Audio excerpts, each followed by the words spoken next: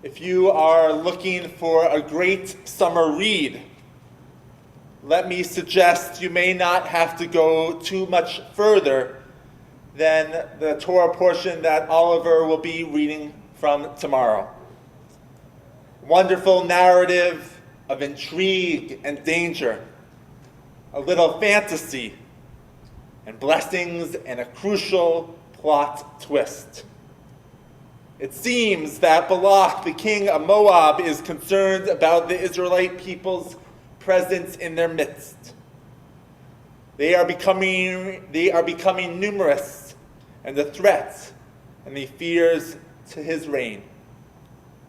He seeks the service of a renowned prophet, Balaam, and after some cajoling, he hires him to curse the Jewish people. Spoiler alert, although hired to do so, due to God's intervention, Balaam, every time he opens his mouth to offer a curse, much to his patron Balak's great chagrin, a blessing comes out. The most famous we will sing as we do every morning service.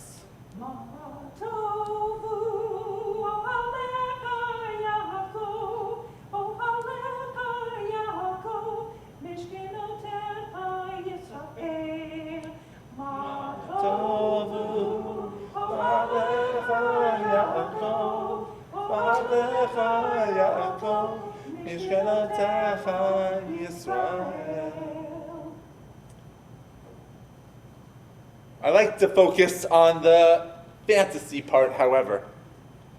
Now, having 3 kids under 6, we read a lot of storybooks. And many of these books consist of talking animals. Zoe's favorites, and maybe Caleb's Peppa Pig or Daniel Tiger, are filled with dialogue and rich messages from the animal kingdom. It seems that children's authors, with lessons to teach, morals to convey, feel that a tiger or a pig or even a furry monster can get the point across a lot better than a human being. Which takes me back to this week's Torah portion. Perhaps the most memorable component of this week's Torah portion is the talking donkey. As you may remember, although God tells Balaam not to accept Balak's proposition, he finally succumbs after being promised considerable wealth. Balaam begins the journey to the mountaintop, overlooking the Israelites' camp, where the curses will be proclaimed. But as he travels, his donkey stops and refuses to move. Balaam furiously beats the donkey 3 times to get it moving. Finally, the donkey turns to the prophet and the seer and says, "Hey, idiot, look, I am the ass that you have been riding all along this day. Have I been in the habit of doing thus to you?" At that point, according to the text, Adonai uncovered Balaam's eye, and he saw the angel with the sword standing in his way. The angel says, "If it wasn't for the donkey stopping, I would have slain you." In other words, who is the real ass here? The famous seer can't see what the simple beast can. So is there a point to all of this? On one hand, it may be Torah's way of teaching us to not put too much stock in prophecy. Better to trust God than in individuals who claim that they are recipients and therefore the deliverers of God's words.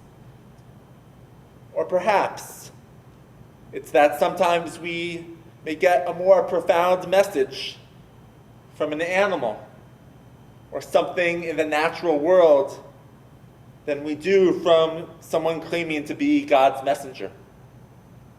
Or phrased a slightly different way, with a bit of homage to Al Gore, sometimes the truth that nature speaks may not only be inconvenient, but also a powerful warning of danger ahead. If there is a message for this Shabbat growing out of this Torah portion, it may be the environmental one. Nature is speaking, and maybe we should not be going forward with business as usual. Once again, intense heat and forest ablaze in the west. There are melting glaciers, threats of storms, endangered species, and all the other dangers and warnings of global warming and climate change are things to which we should pay heed. What will it take for us to open our minds and hearts to what the message is? And how can we get those who are empowered to take notes?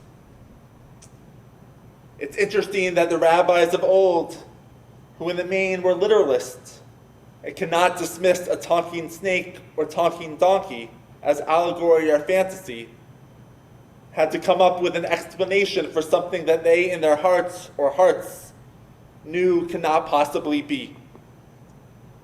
So their answer was that all these things that defied reality, all the miraculous events that occur in Torah, were actually pre-created by God during the twilight of the sixth day, in the first week of creation. In other words, the donkey speaking did not violate natural law.